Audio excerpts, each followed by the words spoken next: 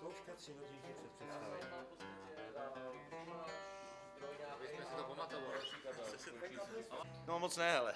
Je tam kosa.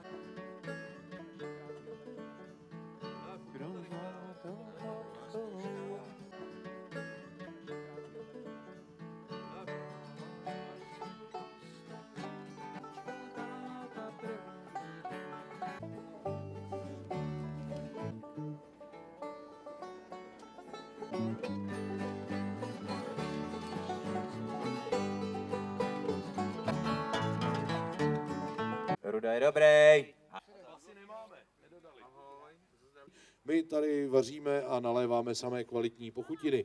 Koneckonců celý rok jste u Čadilů zvyklí konzumovat, tak proč byste nekonzumovali zrovna dneska? Tyhle ty stojany a mikrofony a notové pultíky tu nejsou kvůli mně, já bych to zvládnul klidně tady v sudu, ale to je tady kvůli kapele. Budeme mít živou kapelu, říká si Rudolfinum, to proto, že jejich frontman se jmenuje Rudolf. Ty už to netoč, pojď hrát muziku. 3, 2, 1, teď! Yeah. A zahraje nám k tomu naživo Rudolfinu!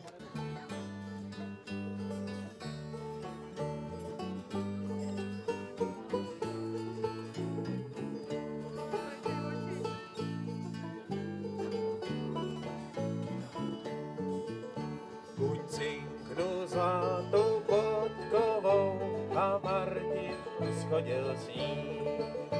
A máma ráno pohladí za smlínek vánoční. Se svíčkou táta projíždí, za vínou žiskru má. Rád zkreslí dětem nokem obrázky s očkama.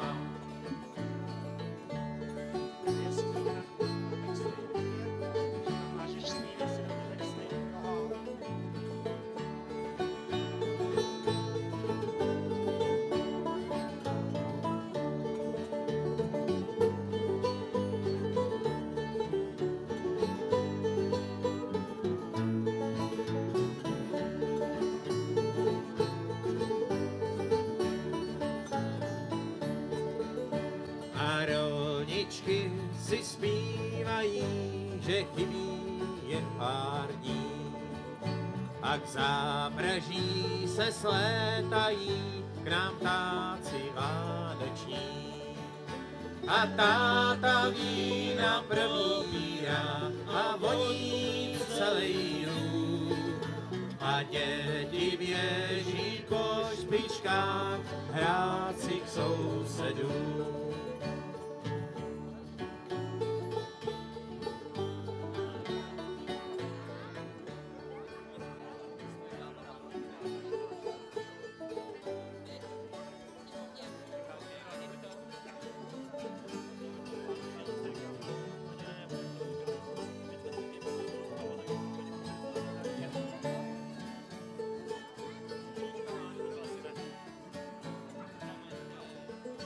A štědrý večer zapřahá má dárky na saní. A plnou mísu cukroví a písně vánoční. Pak táta na stůl postaví sváteční vína čbán. A děti stojí ve dveřích a půjdu do kořán.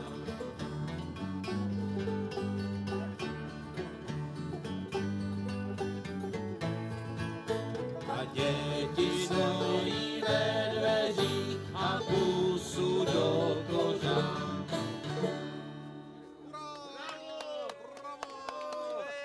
Děkujem. Díky. Kdo má rukavice netleská, volá hurá! Hurá!